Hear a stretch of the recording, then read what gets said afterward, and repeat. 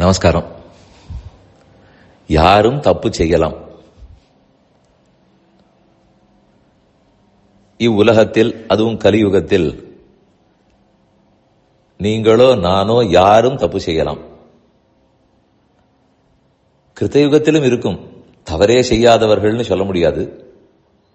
அப்ப குறைவாக இருந்திருக்கும், இப்ப நிறைய இருக்கும்.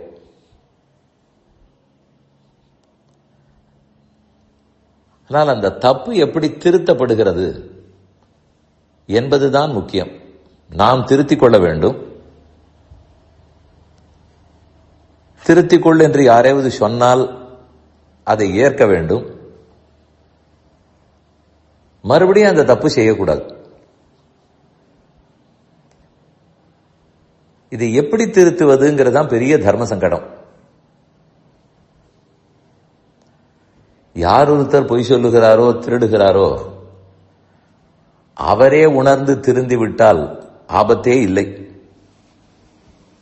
அடுத்தவர் தெரிவதற்கு முன்னால் கூட அவர் தெரிந்து விடலாம். அப்படி இல்லை என்றால் கையும் களவுமாக சிக்கிக் கொள்வோம். அப்போது திருந்தும் போது பாதிப்பு அதிகமாக இருக்கும். ஆனால் ஒருத்தர் நிஜமாகவே தப்பு செய்திருக்கிறாரா, அறியாமல் செய்திருக்கிறாரா, அதை பார்த்து அதற்கு தகுந்தா போலேதான் திருத்தமும் வரும். பொதுவாகவே ஒரு பிள்ளையோ பெண்ணோ தவறு செய்கிறார்கள்னால் அந்த குடும்பத்துக்குள்ளே இருப்பவர்கள் திருத்தி விடுவது நலம். அவர்கள் அப்படி திருத்தும் போது தவறு திருந்த வேண்டும்ங்கிற நோக்கத்தோடு திருத்துவார்கள். தண்டிக்க வேணுங்கிற நோக்கத்தோட திருத்த மாட்டார்கள். அது குடும்பத்தாரின் நோக்கம் அல்லவே.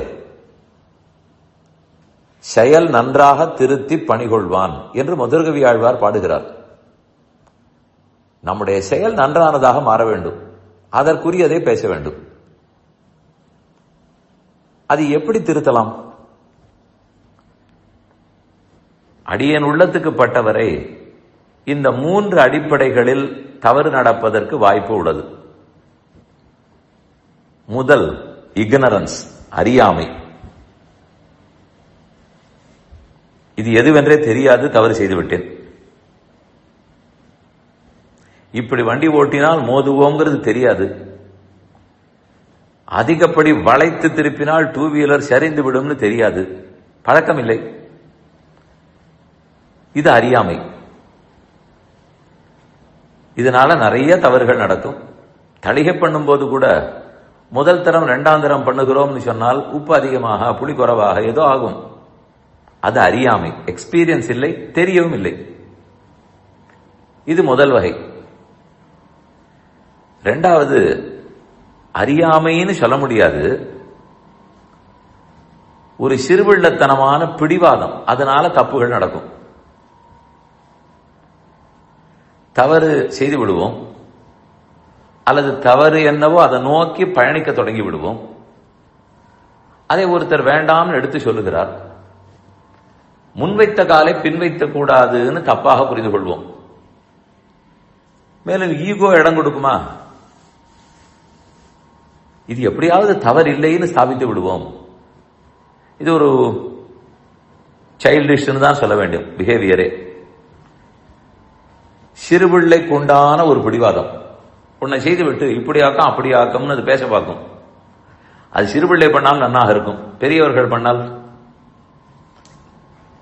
அதனால் சொன்ன பிற்பாடாவது திருந்தலாம். அப்படி இல்லாமல் சிறுபிள்ளைத்தனமான பிடிவாதம், இந்த பிடிவாதத்தாலேயே நிறைய தவறுகள் நடக்கும். அது எப்படி? நான் சொன்னது தப்பாகலாமா? நான் எடுத்த காரியம் நடக்காமல் போகலாமா? நானாக இருந்தால் என்ன, யாராக இருந்தால் என்ன, காரியம் தப்பு என்றால் தப்பு என்று தோன்றாது. இது 2வது வகை. 3வது வகை இன்டென்ஷனல், உள்நோக்கத்தோடையே செய்யப்பட்ட தவறு, அறிந்து செய்யப்பட்ட தவறு. ஆக 3 சொன்னேன், இன்னும் 30 சொல்லலாம். முக்கியமான 3. இக்னரன்ஸ்னால, அறியாமையால பண்ணது. இன்னொன்னு அடமெண்ட், பிடிவாதம், ஈகோ, அதனால செய்தது. 3 இன்டென்ஷன், உள்நோக்கத்தோடு செய்யப்பட்டது. இந்த 3ஐயும் ஒரே மாதிரி திருத்த முடியாது. வெவ்வேறு தான் யுக்திகளை கையாண்டாக வேண்டும். ஒருத்தர் அறியாமையால் செய்கிறார் என்றால் எஜுகேட் பண்ண வேண்டும், அவருக்கு அதை எடுத்து உரைக்க வேண்டும். இல்லை இது தப்பு, இதை மொராலிட்டி என்பது ஏற்காது, சாஸ்திரங்கள் ஒத்துக்கொள்ளாது, அப்படி செய்யாதே, உனக்கு நல்லதல்ல, யாருக்கு நல்லதல்ல, எடுத்து சொல்ல வேண்டும். புரிந்து கொண்டு விட்டால் நலம். இது எஜுகேஷனோட முடிந்தது, திருந்தி விட்டால் சரி. அடுத்தது ஒரு பிடிவாதம், சிறுபிள்ளைத்தனம். அப்படி இருக்கும்போது பயப்படுத்தித்தான் திருத்தியாக வேண்டும். இந்தவர் இப்படியே செய்து கொண்டு போனால் இதுதான் விளைவு வரும், உன்னை சும்மா விட மாட்டேன் என்று பயப்படுத்துவதற்காக பயப்படுத்துவது. ஆழ்வார்கள் பெருமானிடத்திலே கூட உன்னோடு சேர்ந்து முக்தி தருகிறாயா இல்லையா, நான் என்ன செய்கிறேன் பார் என்றெல்லாம் பயப்படுத்துவார்கள். நான் மடல் எடுத்து விடுவேன் என்றே ஆழ்வார் பயப்படுத்துகிறார்.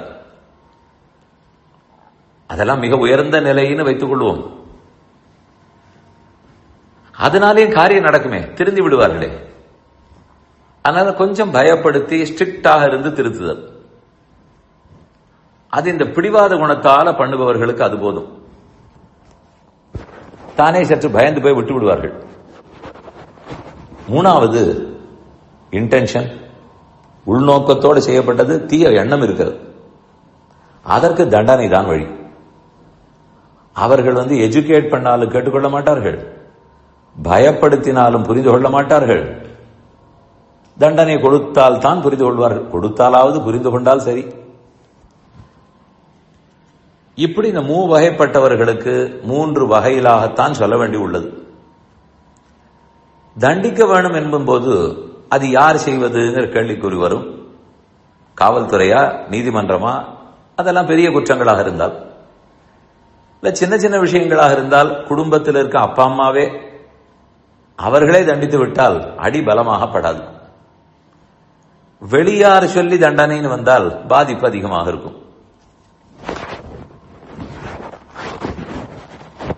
இதெல்லாம் அந்தந்த சந்தர்ப்பம், சூழ்நிலை, அதற்கு தகுந்துதான் எஜுகேட் பண்ணி திருத்தலாமா, த்ரெட்டன் பண்ணி திருத்தலாமா, பயப்படுத்தி காரியத்தை முடிக்கலாமா, அல்லது பனிஷ் பண்ணித்தான் முடிக்க வேண்டுமா? ஆனால் சின்ன விஷய தேவைக்கு அறியாமையால் ஒருத்தர் செய்ததுக்கு போய் பனிஷ்மெண்ட் போகக்கூடாது. இன்டென்ஷனோட, தீய எண்ணத்தோட பண்ணதற்கு போய் எஜுகேட் பண்றேன்னு போயும் பிரயோஜனம் இல்லை. எப்படிப்பட்ட எதனால் அந்த குற்றம் நடக்கிறதோ அதுக்கு தகுந்த யுக்தியை கையாண்டுதான் எடுத்து சொல்லியாக வேண்டும். சொல்லாமல் இருந்து லாபமே இல்லை.